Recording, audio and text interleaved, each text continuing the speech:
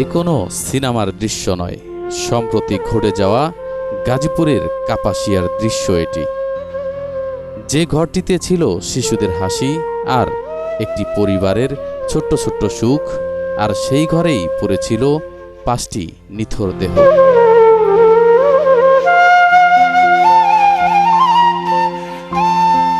স্ত্রী, শিশু সন্তান আর শ্যালককে হত্যা করে পালিয়ে যাওয়ার অভিযোগ এখন পরিবারের কর্তা ফোরকানের বিরুদ্ধে। শুক্রবারের এই ভয়াবহ হত্যাকাণ্ডে স্তব্ধ এখন পুরো এলাকা। প্রতিবেশীরা বলছেন, এমন ভয়াবহ নির্মম হত্যা তারা জীবনেও দেখেনি।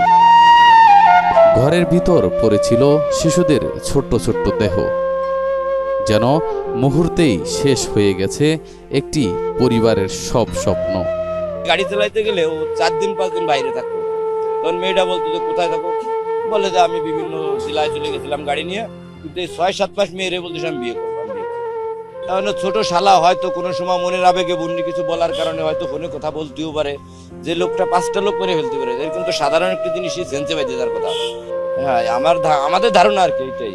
পুলিশ জানিয়েছে, হত্যার পর অভিযুক্ত ফোরকান এক আত্মীয়কে ফোন করে ঘটনার কথা স্বীকার করেন।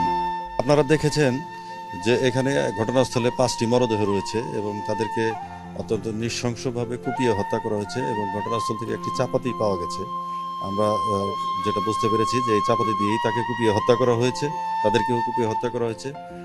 আর ঘটনাস্থলে বিভিন্ন প্রকার আলামত ছড়িয়ে ছিটিয়ে রয়েছে, সেগুলো আমরা সংগ্রহ করছি। ঘটনার প্রকৃত যেটা কারণ, কি কারণে আসলে এই ঘটনাটি ঘটেছে সেটা কিন্তু এখনো তদন্তাধীন।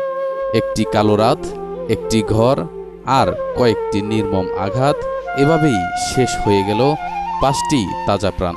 শেষ হয়ে গেল একটি পরিবারের সমস্ত গল্প। সোহেল রানা, তালাশ টিভি, গাজীপুর।